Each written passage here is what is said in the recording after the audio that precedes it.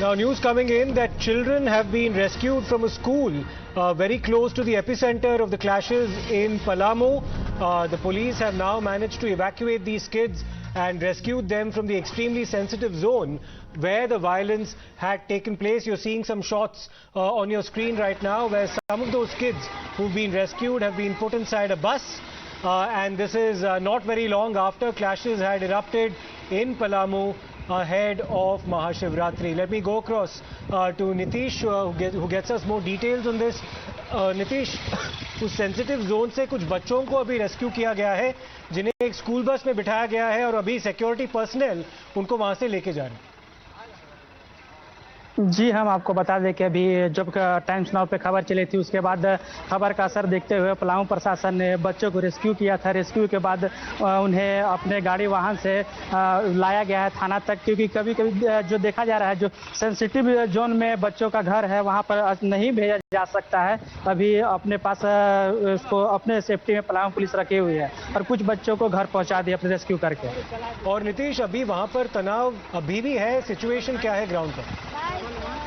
जी हाँ, बता दें आपको कि धारा 144 लगा हुआ है और तनाव की स्थिति बनी हुई है। हालांकि जहाँ पर जिस जगह पे घटना घटी थी उस जगह पे माहौल अभी शांत है, पूरी तरह वहाँ पुलिस छावनी में तब्दील है। हालांकि कुछ दूसरे जगह पे लोग गुट बना के आ रहे हैं और पत्थरबाजी कर रहे हैं, लेकिन पिछले 1 घंटे से देखा जाए 1 से 1.5 घंटे से कोई पत्थरबाजी नहीं हुई है, अभी माहौल शांत है। जी, हमारे साथ जुड़े रहिए Nitish, because a short while ago we had reported and we had learned that there were 20 to 25 children who were stuck in a private school near the Masjid Chowk where the violence had taken place. This was at a time when the situation was quite tense shortly in the aftermath of the clashes that took place. Let's listen to what the school authorities had to tell us. कितने बच्चे फंसे हुए हैं? ये bright future school है, यहाँ पे 15-20 बच्चे फंसे हुए हैं जो केलवा वाला वहाँ के हैं। तो और इसी रूट में ज़्यादातर के माहौल ख़राब है, इसलिए बच्चे लोग को हमने छोड़ा नहीं। अभी बच्चे लोग थोड़ा सा दहशत में है, हम लोग का खाना पीना का व्यवस्था हमको करना पड़ेगा। अगर पुलिस प्रशासन साथ नहीं दी तो फिर हमको इन लोगों को घर ले जाना पड़ेगा। प्रशासन को सूचना दे दी है? प्रशासन को सूचना दे दी है बहुत पहले है, लेकिन अभी तक कोई एक्शन नहीं हुआ है। क्या नाम हुआ आपका?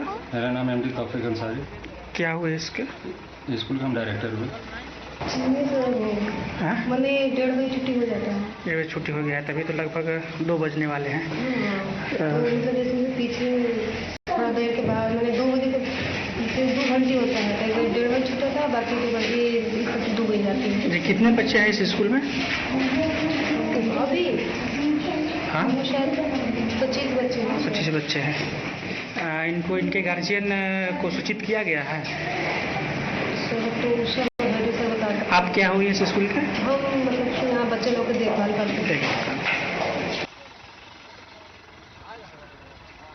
So that was a short while ago where 25 children were known to have been trapped near the Masjid Chowk area inside a school, and we got some reports at the beginning of this bulletin that we brought to you that some of those children have now been rescued and they've been put inside a bus. There was a security convoy that was right behind them and that was supposed to escort them back to their homes. That's the police jeep that you see after these children have been rescued from the spot and have been put inside a bus.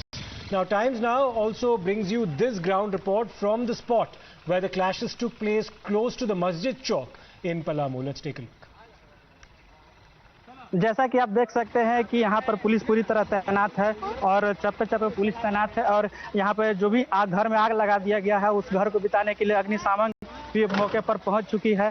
लेकिन कहा जाए तो जब भी मामला control में आ रहा है तो उपद्रवियों द्वारा घटना को उकसाया जा रहा है और पत्थरबाजी की जा रही है, जिसमें अभी तक लगभग 2 से 3 पुलिस वाले घायल हो चुके हैं। उसमें एक पुलिस प्रशासन के अधिकारी DPO वो भी घायल हो चुके हैं, उनके फेस में चोट लगी है। और आप देख सकते हैं कि पुलिस किस तरह चप्पे चप्पे पे तैनात है। जो इसकी शुरुआत हुई है सुबह में हुई थी, तोरणबाजी को तोरण द्वार जो बन रहा था शिवरात्रि को लेकर, उसी को लेकर 2 पक्षों में विवाद हुआ और यह घटना वहीं से शुरू हुई। उसके बाद दोनों पक्षों में पत्थरबाजी हुई, उसके बाद माहौल पूरी तरह कंट्रोल से बाहर हो चुका था। लेकिन जैसे ही पलामू प्रशासन की इस बात की पता चली, उन्होंने तुरंत कार्रवाई करते हुए घटनास्थल पर पहुंच के और मामले को कंट्रोल में किया। लेकिन देखा जाए तो रह के कुछ जो उपद्रवी अपना भीड़ जमा इकट्ठा करके और फिर से पत्थरबाजी कर रहे हैं।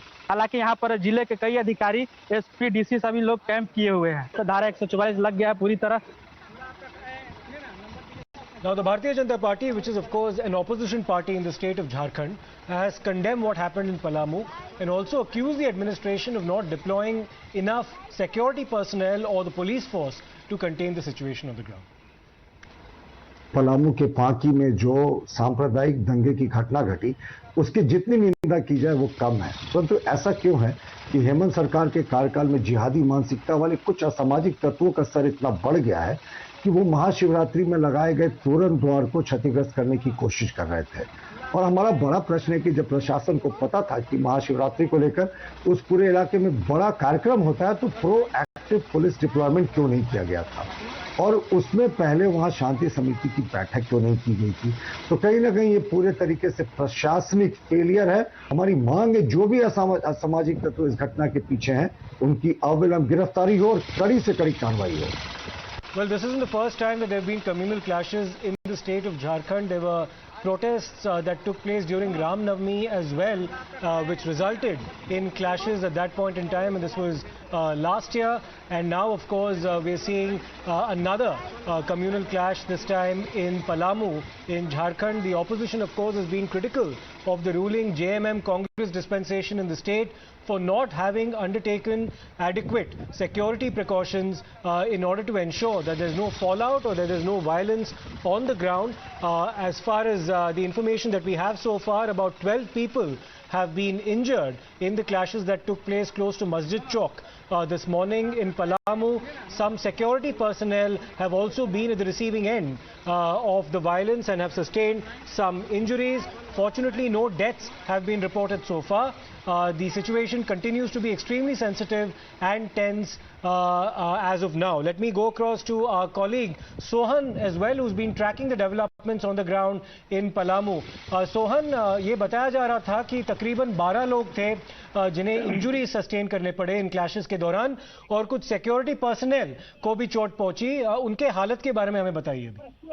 देखिए, जो घटना हुई है उस घटना के बाद कई पुलिसकर्मी घायल हैं, जिन्हें पलामू के अलग अलग जो हॉस्पिटल है उन्हें वहां पर भर्ती कराया गया है। और खास बात है कि जो दोनों पक्ष के लोग की ओर से पत्थरबाजी हो रही थी, उन दोनों पक्ष की ओर से भी कई लोग घायल हुए हैं, लेकिन कुछ का इलाज अपने घर में ही हो रहा है और कुछ को प्रशासन ने अस्पताल में भर्ती कराया है। और फिलहाल वहां कहा जाए तो जो पलामू पुलिस के टॉप ऑफिसर हैं, आईजी, डीआईजी, एसपी, डीएम, सभी अधिकारी वहां पर कैंप कर रहे हैं और सभी की कोशिश है कि जो स्थिति वो कंट्रोल में रहे, अंडर कंट्रोल से बाहर नहीं हो। लेकिन वहां पर रह के ऐसे माहौल वहां पर बन जा रहा है कि प्रशासन को वहां पर सख्ती बरतना पड़ रहा है। रुक कर कहीं से ही पत्थरबाजी हो रही है, कहीं से नारेबाजी हो रही है। तो पलामू पुलिस की पूरी कोशिश हो रही है कि अब जो माहौल सुबह बिगड़ा था वो माहौल अब वहां पर नहीं बिगड़े। और जो खबर आ रही है कि पलामू के डीसी ने झारखंड सरकार को प्रस्ताव भेजा है कि इस इलाके में इंटरनेट सेवा को बाधित किया जाए। तो अब ये देखने वाली बात होगी, कहीं ना कहीं थोड़ी देर के बाद उस इलाके में इंटरनेट सेवा को पूरी तरह से ठप कर दिया जाएगा। इसलिए कि जो व्हाट्सएप ग्रुप है, सोशल मीडिया है, उसमें तरह तरह के वीडियो वायरल हो रहे हैं। तो वीडियो जो वायरल हो रहे हैं उनको रोकने के लिए और अफवाह नहीं फैले, इसको लेकर इंटरनेट सेवा को थोड़ी देर बाद वहां पर बाधित कर दिया जाएगा। लेकिन वहां पलामू पुलिस के पूरे जो टॉप ऑफिसर है वहां अभी भी कैंप कर रहे हैं। जो लोग घायल हैं उन्हें अस्पताल में भर्ती कराया जा रहा है। माइकिंग किया जा रहा है कि जो लोग घायल हुए हैं वो प्रशासन के पास पहुंचे, प्रशासन उनका इलाज कराएगा। लेकिन जो विवाद हुआ था उस विवाद कहा जाए तो पूरे इलाकों को छावनी में तब्दील कर दिया गया है। लेकिन जो घटना हुई, कहीं ना कहीं प्रशासन की लापरवाही भी सामने आ रही है कि जो 2 दिन से वहां पर विवाद चल रहा था उस विवाद को सुलझाया नहीं गया। अगर समय पर उसको विवाद को अगर सुलझा लिया जाता तो शायद ये घटना नहीं होती। और सुबह 8 बजे एक घटना हुई थी और घंटों तक जमकर पत्थरबाजी हुई थी। और जब पत्थरबाजी के बाद जब पुलिस अधिकारी और पुलिसकर्मी वहां पहुंचे तो उन पर भी पत्थरबाजी हुई है। तो तरह से उस समय जो इलाका था पूरी तरह से रण क्षेत्र में बना हुआ था। अभी कहा जाए तो पूरी तरह से वहां सन्नाटा पसरा हुआ है। पूरे सड़कों पर ईंट पत्थर वहां पर बिछड़े हुए हैं और जो अधिकारी हैं वो लगातार वहां कैंप कर रहे हैं कि जो माहौल है वो माहौल अभी वहां पर नहीं बिगड़े। और सोहन, क्या पत्थरबाजी अभी भी चालू है, क्या नारेबाजी अभी भी चालू है या फिर पूरी तरह से बंद किया गया है इसको?